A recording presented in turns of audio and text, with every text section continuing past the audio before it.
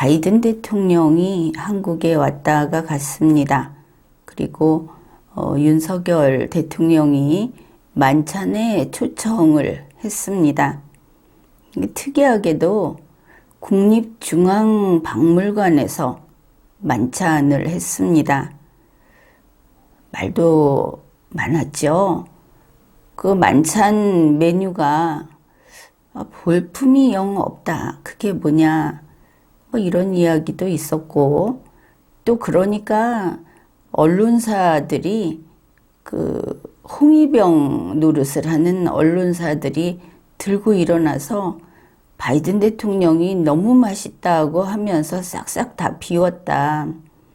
이런 뉴스도 내보냈습니다. 그리고 여기에 대해서 왈가왈부하면은 그 언론사는 좌파다, 빨갱이다, 이런 이게 신문사에서 나왔던 이야기라는 것이 놀랍습니다.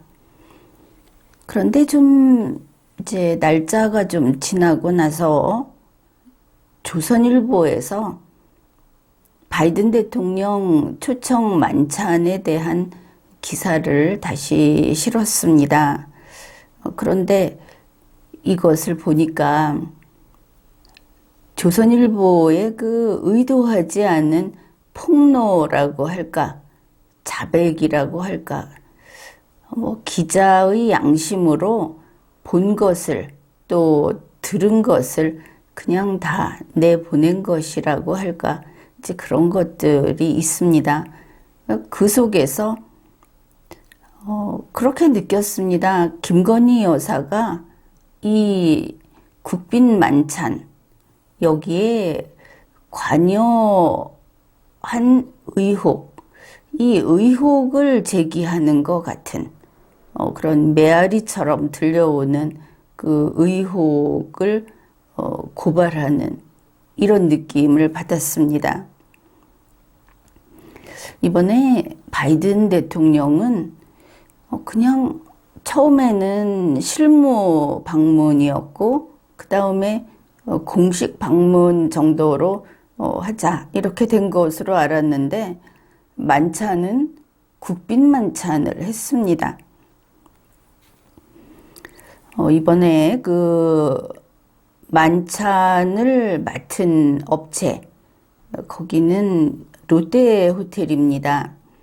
롯데호텔 연회를 담당하는 그런 곳에서 맡았고, 이 롯데호텔은 국빈 만찬 그런 수준의 그 연회를 맡은 게 올해까지 14번째라고 합니다. 그러니 뭐 경력이 대단하죠. 그런데 이번에 그 만찬 메뉴를 보고 다들 느꼈듯이 그게 좀 실망스럽지 않았습니까? 여기에 의문이 생기는 겁니다. 그렇게 롯데호텔이 실력이 있죠. 다른 것으로도 그렇고 호텔로서도 거기서 음식을 엉망으로 만들어내고 이럴 것이라고는 그렇게 생각하지는 않습니다. 이렇게 실력이 있는 곳에서 맡아서 이번에 행한 그 만찬이 왜 이렇게 됐을까? 일단은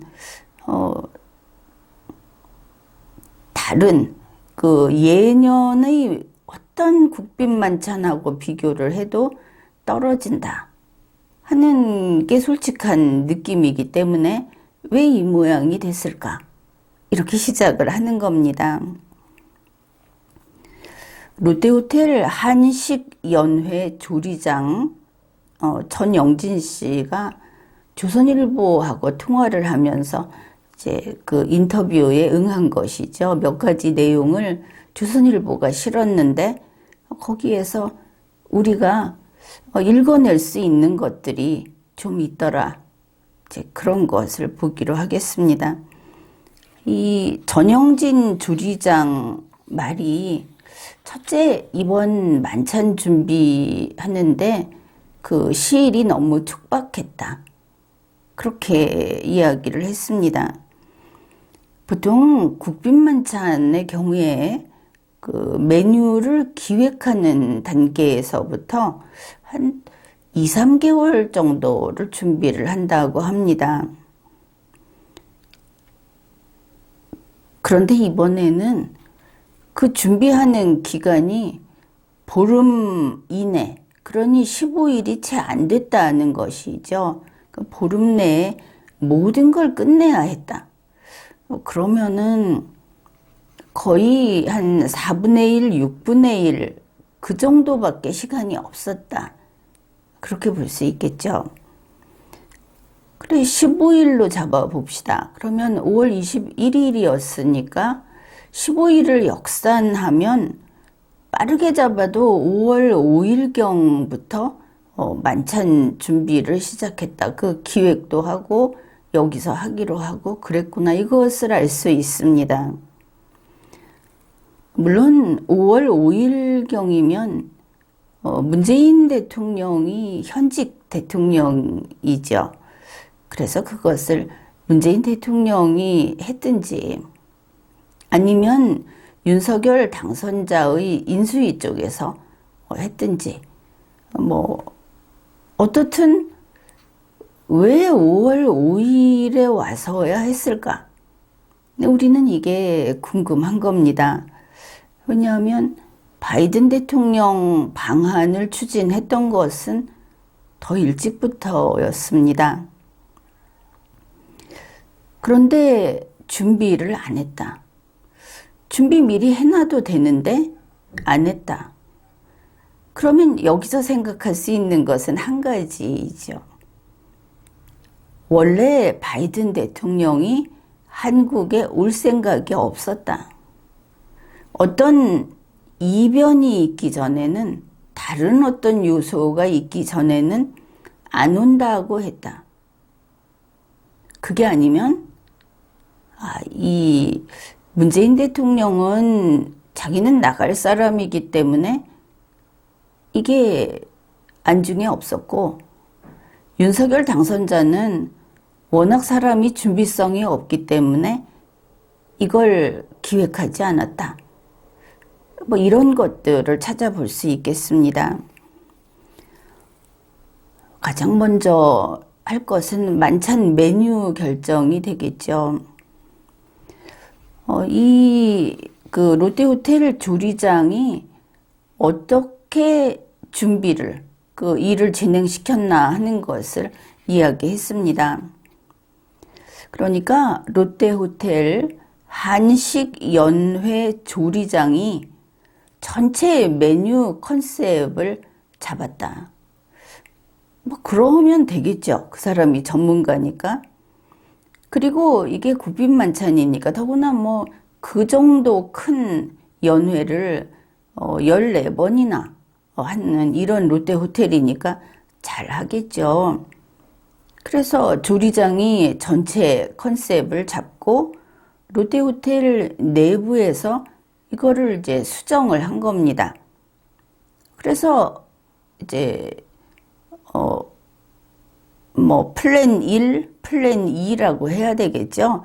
1안과 2안.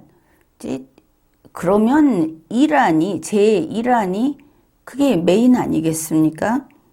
이 두 가지를 외교부에 제출을 했답니다. 그러면은 그냥 1안으로 정하든지 아니면은 거기에 조금 2안에서 뭔가를 좀 가미하든지 이게 가능했을 것이다. 그랬는데 외교부에 이 안을 제출을 했는데 그 다음이 문제입니다. 그 이후에 누가 했는지 이야기는 없고 여러 차례 회의를 거쳐서 메뉴 최종안을 만들었다. 그러면 1안과 2안이 시간도 촉박한데 제1안이 나왔고 거기다 한 개 더 나왔으면 그걸로 가면 되는데 여러 차례 회의를 거쳐서 최종 메뉴를 다시 만들어 낸 겁니다. 얼마나 다시 만들었는가 하는 것도 내내 조선일보 보도에서 우리가 알아낼 수가 있습니다. 그런데 거기에서 끝이 난 게 아닙니다. 윤석열 대통령실의 실무진의 의견을 따라서 막판 수정까지 했다는 겁니다. 그러면은 이제 그런 것이죠. 제1안과 제2안 여기까지가 이제 롯데호텔 거고, 수정된 부분 여러 차례 회의를 하고 또 대통령실 실무진이 의견을 내고, 그러면은 여기에 윤석열 대통령 측의 누군가가 개입을 했다. 뭐 김건희 여사가 개입을 했다고 하면은 뭐 2단계 가능할 거다. 이렇게 보입니다. 그래서 나온 이번에 이제 바이든 대통령 만찬에 나온 그 메뉴를 보면은 그게 고작 표절이었다. 이것을 알 수 있습니다. 문재인 대통령이 우즈베키스탄 대통령 부부를 이제 초청해서 국빈 만찬을 열었을 때 그게 2017년 11월 하순입니다.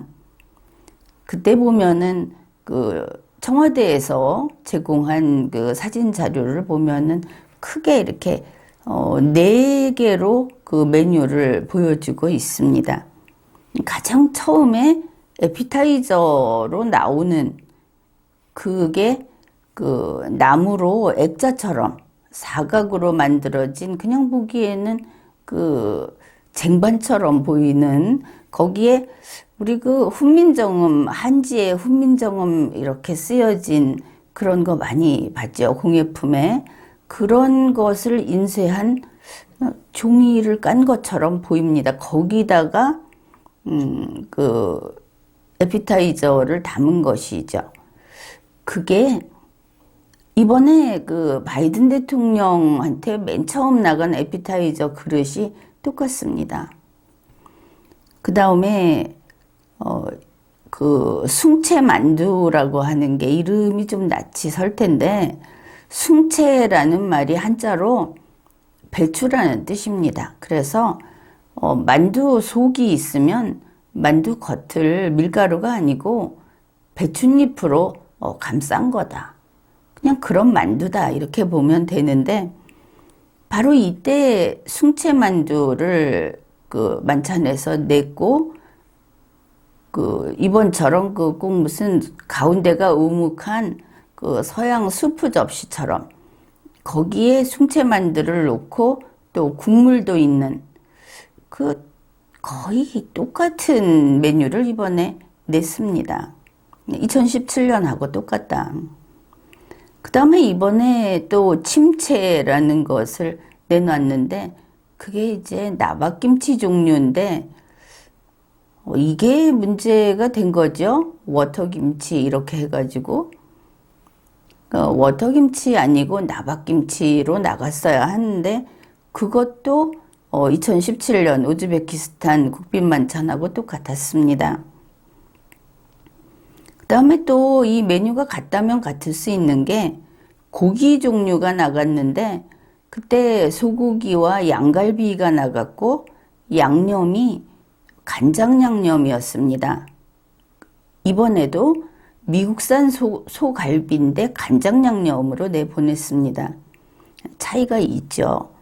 2017년에는 김정숙 여사가 항상 자랑하는 뭐 오래됐다고 하는 종갓집 시간장, 이걸로 양념을 했다는 것이고, 이번에는 그냥 간장 양념, 차이가 많이 있죠. 그냥 간장 양념 하면은 빈약하지 않습니까? 그래서 이렇게 그 전문가가 아닌 대통령 측근이, 대통령 주위에 있는 누군가가 개입을 해서 메뉴를 바꿔놨는데 그게 보기에 고작 표절이다. 그것도 고작 우즈베키스탄 대통령 만찬을 베낀 거다. 뭐 이렇게 이제 보는 사람에 따라 이거는 좀 다르고 이거는 어떻게 할지 모르지만 만찬이라는 것도 기획을 하는데 뭐 이 정도라고 한다면 중간에 딴 거를 끼워 넣어 봤자 표절이다. 메인을 갖다가 거기에 장식을 바꾸고 뭘 좀 더 집어넣고 했다. 이렇게 말을 해도 이 경우는 할 말이 없는 겁니다. 여기에서 좀 얼마나 바꿨는가 하는 부분인데 바이든 대통령이 가장 좋아했다는 그 세 가지 전병, 이게 에피타이저에 나온 겁니다. 그것은 제1안 그대로, 첫 번째 플랜 그거 그대로 롯데호텔 한식당 무궁화 주방팀과 함께 만든 것이다. 이런 부분이 있습니다.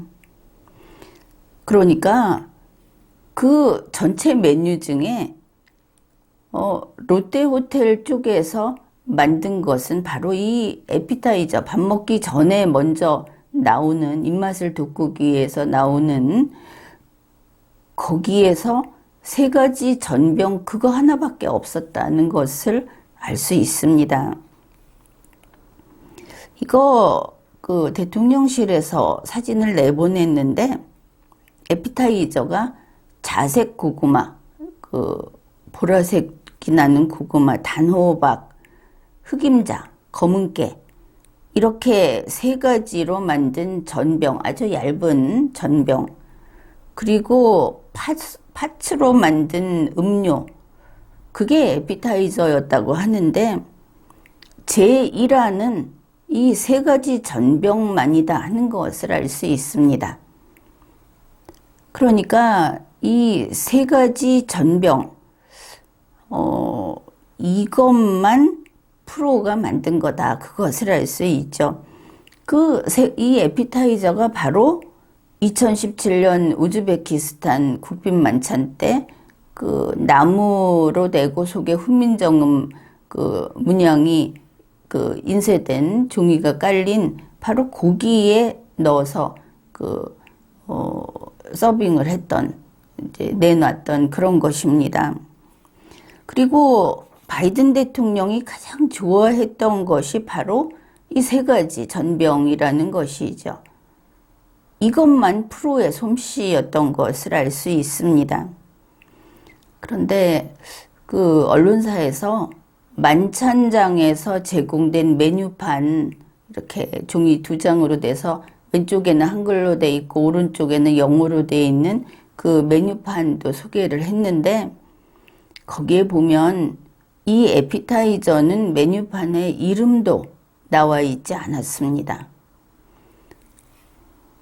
전문가의 솜씨는 이거밖에 없는데 그랬다. 그리고 그거 메뉴판 보니까 영어로 옮기는데 상당히 성의가 없었다는 것을 알 수 있습니다. 우리 한글로는 앞에 뭐 수식어가 막 붙는데 영어로는 밑도 끝도 없이 그냥 두부 뭐 이런 식으로 그냥 들어간 것이죠. 그래서 이 세 가지 전병 외에는 롯데호텔이 원래 기획대로 가지 않았다. 이거를 알 수 있습니다. 도대체 전문가를, 프로를 뭘로 하는가 싶기도 하죠. 프로 알기를 정말 무슨 먼지처럼, 아니면은 자기네들이 딛고 올라가는 발판으로 이렇게 아는 어떤 사람들이 여기에도 개입돼 있는 것인가, 그런 생각을 하게 됩니다. 그럼 다시 봐도 그렇습니다. 이번 바이든 대통령 그 국빈 만찬에서 롯데호텔 기획으로 롯데호텔 한식당 무궁화 주방팀이 만든 것은 세 가지 전병뿐이다. 30년 경력자가 기획한 것은 세 가지 전병뿐이다. 그리고 보니 세 가지 전병만 그나마 좀 낯설기는 해도 그것만 봐줄만 하고 나머지는 그야말로 분식집 음식이었다. 이렇게 보이지 않습니까? 그 다음에 이제 또 문제점이 이겁니다. 이번에 만찬장도 그 만찬을 요리하는 주방도 국립중앙박물관 안에서 다 거기에 있는 걸 썼다 하는 겁니다. 그러니 국립중앙박물관의 그 주방이 너무나 좁았고 만찬장은 주방에서 너무나 멀었다. 이거 이상하죠? 주방에서 영빈관 같으면 그 조리를 해서 그 만찬장에 가져가는데 만일 뭐 한 50m, 100m를 들고 간다. 그렇게 일을 하지는 않죠. 애초에 구조를 그렇게 짜지를 않습니다. 지금 이 부분을 보기로 하죠. 이번에 그 국빈만찬 요리를 한 곳이 어디냐 하면은 국립중앙박물관에 있는 푸드코트 주방입니다. 거기서 만찬 요리를 하는데 그 주방이 너무 좁았다. 당연하죠. 푸드코트 자체는 넓습니다. 그렇지만 푸드코트가 어떤 곳입니까? 작은 코너가 쭉 여러 개 모여 있어서 클 뿐인 곳이 푸드코트입니다. 그러니까 국립중앙박물관 푸드코트에도 뭐 이런 겁니다. 국수집이 있고 국수집 주방이 있고 뚝배기집이 있고 뚝배기집 주방이 있고 핫도그집이 있고 핫도그집 주방이 있고 이거 다 거기에 있는 것들입니다. 그 다음에 음료나 이런 걸 파는 카페 비슷한 게 있고 그 주방이 있습니다. 이렇게 칸칸이 나뉘어 있는 조리실이 이렇게 칸칸이 나뉘어 있다는 것이죠. 영빈관처럼 또 뭐 롯데호텔의 그 식당 주방처럼 이렇게 크게 그 안에서 이런저런 코너를 나눠서 다 할 수 있는 그런 시설은 전혀 아닌 겁니다. 지금은 그 코로나 이후로 뭐 이런 집들이 아주 많이 있는데 몇 개만 열었다고도 합니다. 이게 뭐냐, 그냥 분식집 주방 생각하면 되는 것이죠. 똑같죠. 그러니까 좁다. 뭐 제대로 뭐가 없다. 쓰기가 불편하다. 이건 당연하죠. 뭐 인류 요리사가 오면 뭐합니까? 그 다음에 이 푸드코트에서 요리를 한 다음에 그 음식을 이번 연회장이 그 전시실이 있는데 문을 들어가면 위에 그 천정이 높은 그 홀이 있는데 거기를 으뜸홀이라고 합니다. 거기다가 마련을 했습니다. 그러니까 대단히 멀다. 그 국립중앙박물관 가보면 그 건물이 이렇게 쭉 길게 돼 있어서 마치 무슨 성벽이 가로막고 있는 것처럼 그런 느낌인데 또 내부 통로를 보더라도 까마득하게 멀죠. 바로 그런 곳입니다. 그런데 이게 이제 쭉 막혀 있는데 가운데는 또 이렇게 뚫려 있어서 푸드코트 주방에서 음식을 한 다음에 밖으로 나온 다음에 다시 반대편으로 들어가서 그 반대편 건물로 가서 만찬장까지 운반해야 하는 겁니다. 그러니 이게 뭐 푸드코트 주방에서 음식을 만들었기 때문에 이번 만찬 음식이 그냥 김밥 천국이었냐? 혹시 그렇지 않았나 싶기도 합니다. 그러면 이렇게 긴 거리를 움직여 가게 되면 뜨거운 음식은 뜨거워야 되고 차가운 음식은 차가워야 되는데 온도가 변해버리겠죠. 그러면 좋은 음식이라고 했을 때 제맛을 낼 수가 없습니다. 그러니까 여건에 맞춰서 롯데호텔 측에서는 이걸 그러니까 다시 이 음식을 손을 본 겁니다. 박물관 으뜸홀이라고 하는 이제 이 만찬장 뒤에 거기에다 가림막을 치고, 그리고 그 가림막 뒤에다가 거기다가 무슨 정식으로 주방처럼 차릴 수 없으니까 음식을 데울 수 있는 그 보온용 기구 이것도 갖다 놓고, 또 이동식 냉장고 이것도 갖다 놓고, 그러니까 국빈 만찬 음식을 가림막을 쳐놓고 그 뒤에서 이걸 냉장고와 보온기를 놓고 재가공을 해서 내보냈다, 이런 이야기입니다. 그래서 그리고 대표 요리를 이 만찬장 가림막 뒤에서 준비를 했다. 상황이 이랬던 것이죠. 왜 이렇게 됐습니까? 우리가 다 알고 있죠. 좋은 시설 있는 영빈관 안 쓰고 갑자기 박물관에서 이렇게 하면 박물관에서 전시하는 그 전시품도 좋을 리가 없고, 그리고 만찬이 제대로 될 리가 없죠. 그런데 잘 생각을 해 보십시오. 푸드코트 주방에서 음식을 해가지고 날라서 이거를 옮겨가지고 가림막을 쳐놓고 그 뒤에서 보온기에다가 데우거나 또 이동식 냉장고에 넣어서 다시 식히거나, 이래서 미국 대통령 국빈 만찬을 내보내는 이게 대한민국이 할 짓입니까? 어째서 이렇게 허접하게 거지같이 이렇게 만들어서 내보내는 거냐? 도대체 눈높이가 얼마나 낮으면은 이게 되는 거냐? 비싼 옷이나 비싼 물건은 돈 주고 사면 됩니다. 비싼 거 알고 다른 사람들이 사는 거 보고 따라서 사면 돈만 있으면 되죠. 그런데 이 안목은 그게 안 되는 겁니다. 천박하면 천박한 게 그냥 줄줄 새는 겁니다. 이 상황이 뭡니까 이게? 이번에도 문외한이 전문가를 지휘하는 세상, 한국의 아주 큰 병이죠.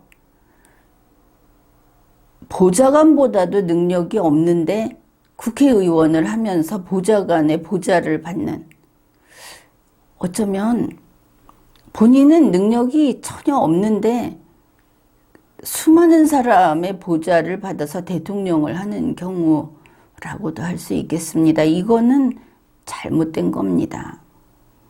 자기 스스로 국회의원으로서 할 일을 할 수 없으면 보좌관을 두고 그 일을 처리하게 해서는 안 되는 것이죠.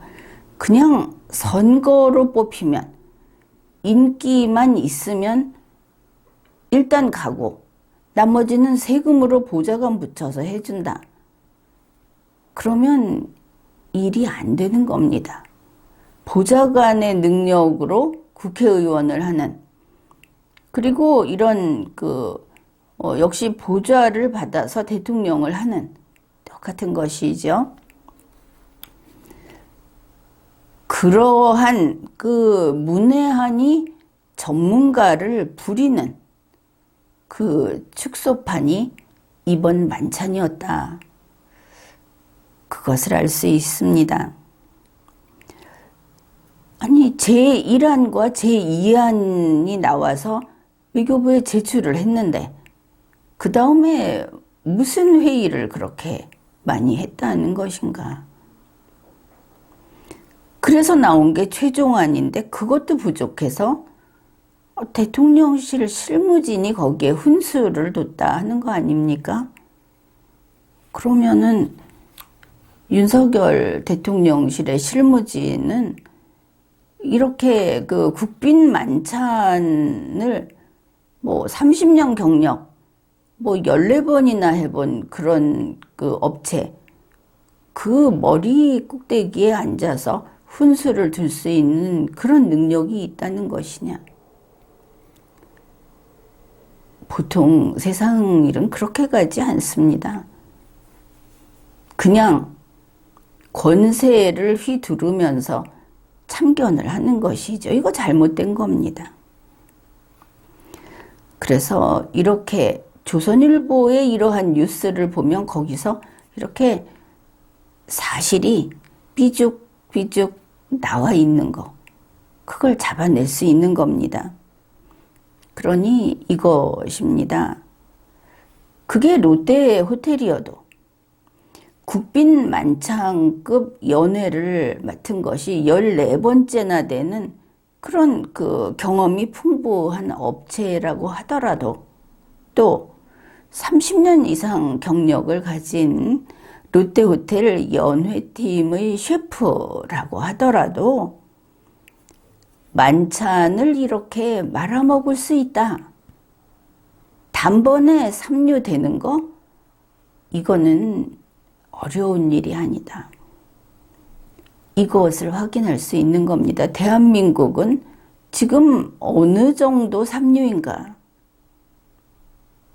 벌써부터 삼류 했는데 그 삼류가 똑같은 삼류가 아닌 겁니다. 이제 바닥 모를 곳으로 추락하는 삼류라는 것이죠. 그 조선일보에서 말미에 이런 것을 실어놨습니다. 수행원의 도시락은 김건희 여사 단골집에서 하고 물음표를 붙여놨습니다. 확인은 안 했다는 것인지 책임은 질 수 없다는 것인지 그렇게 보입니다. 실무팀이 5월 21일 이 만찬이 있는 날 경호 인력을 포함해서 현장에서 뛴 수행원들을 위해서 도시락을 준비했답니다. 그 사람들은 밥을 안 먹이고, 이게 만일 연회를 전문으로 하는 그런 시설이라면 거기서 요리는 따로 하고 도시락을 외부에서 주문해서 가져오는 그런 일은 하지 않았겠죠. 내내 거기에서 미리 준비할 수 있었을 테니까. 아무튼 이 실무팀은 대통령실 실무팀인 것으로 보입니다. 그런데 이 도시락을 만든 곳이 참 특이합니다. 서초동 반찬가게에서 이 대한민국 대통령이 미국 대통령을 초청하는 이 만찬 행사에 필요한, 거기 수행원들이니까 그 도시락 700개를 납품했다는 겁니다. 이 서초동 반찬가게의 주인은 김동균 씨라고 하고, 이제 그 사람의 어머니가 최효정 씨라고 이 뉴스에는 나와 있습니다.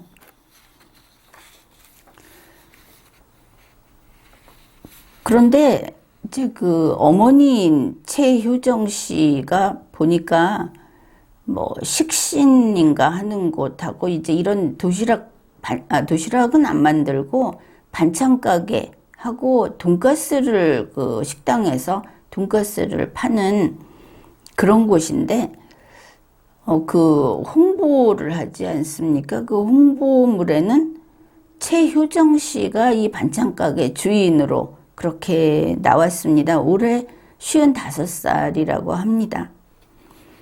이번 조선일보에서도 그 서초동 반찬가게 주인은 그 아들이라고 하면서도 모든 반찬을 어머니가 만든다, 이렇게 밝혔습니다. 그런데 이 최효정 씨가, 올해 55살 최효정 씨가 이렇게 말을 한 겁니다. 2016년부터 2년 동안 서초동 아크로비스타 지하에서 반찬가게를 했다. 그랬는데 지금은 이 서초동 가게에만 집중을 하고 있다. 그래서 여기만 집중을 하고 있다. 그래서 거기 한 곳만 한다는 건지 딴 데도 한다는 건지는 불분명합니다. 그런데 서초동 아크로비스타에서 여기 그렇게 멀지 않은 곳입니다. 그 다음에 뉴스에 따르면 아크로비스타에 있을 때부터 이 반찬가게, 최효정 씨가 하는 반찬가게, 그게 아크로비스타에 있을 때부터 김건희 여사가 단골이라는 소문이 있다. 이렇게 나왔습니다. 그러면 2016년부터 지금까지 단골이다 이렇게 봐야 되겠죠. 단골은 뭐 가까운데 그렇게 멀지 않은 곳에 이사 갔는데 굳이 바꿀 것도 없고 더구나 여기는 배달을 해줍니다. 그러니까 단골이라고 하는 말은 뭐 계속 쓸 수도 있겠죠. 그러니 이 반찬 가게가 김건희 여사의 단골집이구나 이렇게 생각하는 겁니다. 그러면은 거기에서 어째서 국빈만찬을 하는 그 국립중앙박물관에 도시락을 납품을 했을까?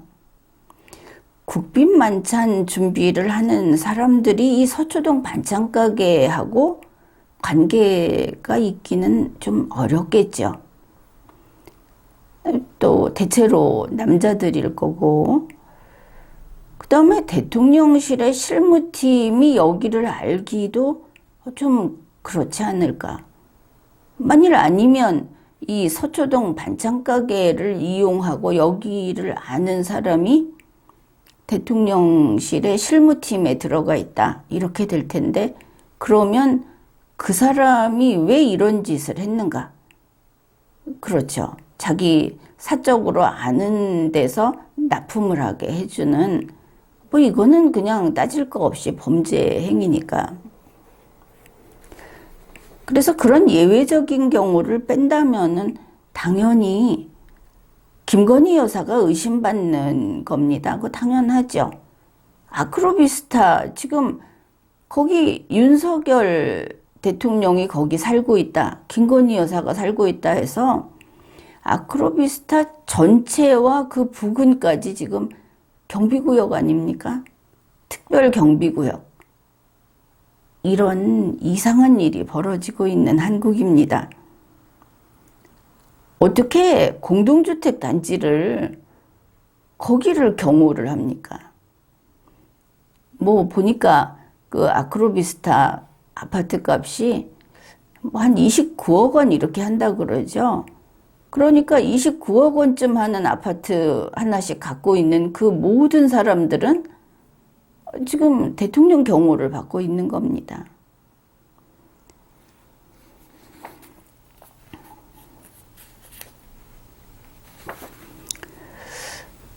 그래서 여기서 생각을 할 수 있는 게 우선 이것이죠. 김건희 여사가 자기가 특별히 아는 그 단골집 사람에게 이 납품을 할 수 있는 특혜를 주었는가? 이게 한 가지. 그 다음에 좀 희박하기는 하지만 뭐 요리를 좋아하고 직접 시장을 본다고 누누이 얘기를 했던 윤석열 대통령이 그 사람이 반찬가게 최유정 씨하고 특별한 관계여서 아는 사이여서 그래서 거기다가 이 국빈만찬장에 도시락 납품하는 특혜를 주었는가 이렇게 생각을 해볼 수 있습니다. 그런데 아무리 그래도 그렇지 김건희 여사 대통령 아내 아닙니까? 그 대통령 아내이기 때문에 여사 소리를 듣고 대통령 아내이기 때문에 공인 대우를 받는 사람이 그리고 또 이게 만에 하나 윤석열 대통령이 그 반찬가게의 단골이라고 한다면은 대통령이라는 사람이 누가 됐든 고작 도시락 납품 특혜 이런 도시락 납품 비리를 저지르는가? 이게 도시락을 이런 식으로 아는 사람한테 빼돌리면 사실은 무슨 그 공직도 아는 사람을 끌어오곤 했습니다. 여러 가지 뭐 인맥이니 뭐니 이런 걸 이야기하면서 그러니까 도시락 납품 비리도 역시 아는 사람한테다 이렇게 하는가. 그렇게 볼 수도 있는데, 이제 뭐 그것은 그것이고, 아무리 그래도 무슨 아주 큰 무슨 그 사건이라든지 큰 돈, 이런 거를 대통령 아내가 그런 걸 받아 먹었다. 이렇게 이야기를 하는 건 그래도 어떻게 밥그릇을, 도시락을 가지고 받아 먹었다. 뭐 납품 비리는 자기가 이익을 취했든 말았든 비리니까. 이런 거는 깨알같이 비리를 저지른다 하는 뜻이 됩니다. 이게 무슨 의미냐? 깨알같이 비리를 저지른다 하면은 별의별 비리를 다 저지른다 하는 뜻이 되는 겁니다. 현재 윤석열 대통령은 청와대에 들어가지 않았습니다. 안가로 옮기는 것도 싫다고 했습니다. 그래서 결과가 아크로비스타라고 하는 비싼 아파트 단지를 통째로 청와대 관저로 만들어 버렸습니다. 그게 무슨 뜻이냐? 아크로비스타 사람들은 우리도 대통령 경호를 받으니까, 역시 비싼 아파트에 살면서 대우를 받으니까 뭐 불편할 게 없어, 대우니까 경찰견들이 가서 지켜주고, 이렇게 생각을 할 수 있겠습니다. 그거야 뭐 그 리걸 마인드에 따른 것이겠죠. 그런데 이거를 윤석열 대통령과 김건희 여사를 두고 봤을 때는 이게 상황이 다른 겁니다. 이게 뭐냐 하면은 청와대에 관저에 지금 두 사람이 있는데, 그 관저에 29억 원짜리 아파트를 가진 사람들의 모임인 아크로비스타 전체 사람들이 들어와 살고 있다. 행정적으로 그런 것이죠. 그러면 만일 거기에 윤석열 대통령이나 김건희 여사가 아는 사람한테 이 일 띄워주고 그거 해서 이익 남기고 또 호가호위하고 모든 것을 그렇게 한다면, 가령 청와대에서 무슨 숟가락 하나를 산다, 휴지 하나를 산다 해도 전부 아는 사람들한테 그걸 나눠줘서 거기서 푼돈을 띄워 먹든지 이익 집단을 형성을 하든지 이렇게 되는 겁니다. 청와대 관저를 아크로비스타 통째로 들여놓은 거다. 지금까지는 윤석열 대통령이 출퇴근하면서 교통 통제하는데 불편한 이야기만 했죠. 그러면 김건희 여사가 집안에 갇혀 있습니까? 이 사람이 나가서 돌아다닐 거 아닙니까? 사람을 만나고 전화통화를 하고.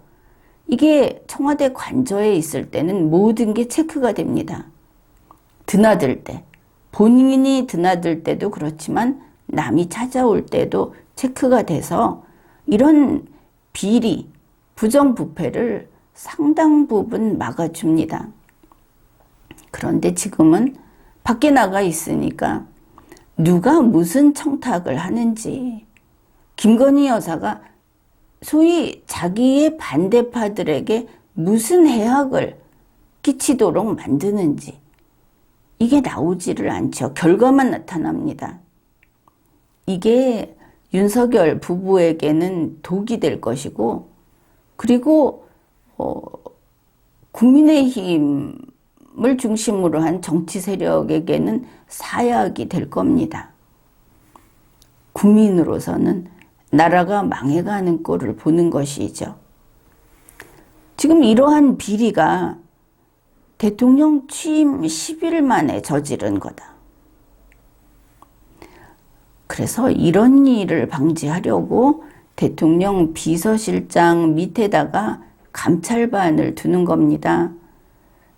비록 그들이 모시는 대통령이지만, 그들이 모시는 청와대 안에 있었으니까 모시는 대통령 안에이지만, 법에 저촉되는 일은 밑에서 막아서 못하게 한다. 만일 잘못된 게 있으면 국가와 국민의 일꾼인 공무원으로서의 본분에 충실하게 이거 고발한다. 법적인 처벌을 받게 한다. 바로 그러한 서로 간의 성실성을 통해서 국민이 대통령과 대통령 부인의, 대통령 아내, 대통령의 특수관계인들, 그들에 대해서 특별한 감시를 하지 않고도 이렇게 자율적으로 한다고 기대를 했던 겁니다. 그런데 이거 무력화시켰죠. 뭐 민정수석 없앤다고 하기는 했는데 결국은 감찰반 역할도 못하게 되겠죠. 그 다음에 대통령의 권한이 물론 본인들이 권한 남용을 많이 합니다. 그리고 국민도 많이 봐줍니다. 그러다 보니 또 하나의 그 규제책이 법으로 만들어져 있습니다. 특별감찰관. 그래서 대통령 자신은 해야 할 일도 많고 해서 이런 비리를 별로 저지르지 않는다고 하더라도 그 가족에게 밖에서 이익을 탐하는 사람들이 가만히 두지 않죠.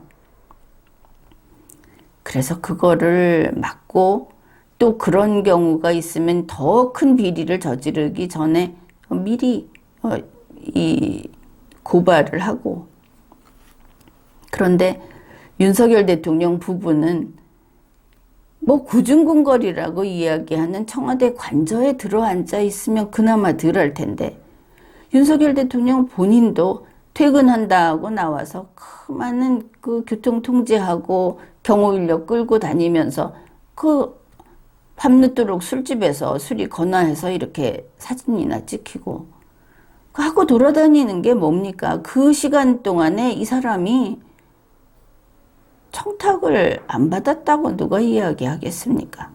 대통령이 청탁을 받고 내가 그걸 원해서 했다. 이렇게 말을 하면 증명할 길도 없죠. 아주 막장이다.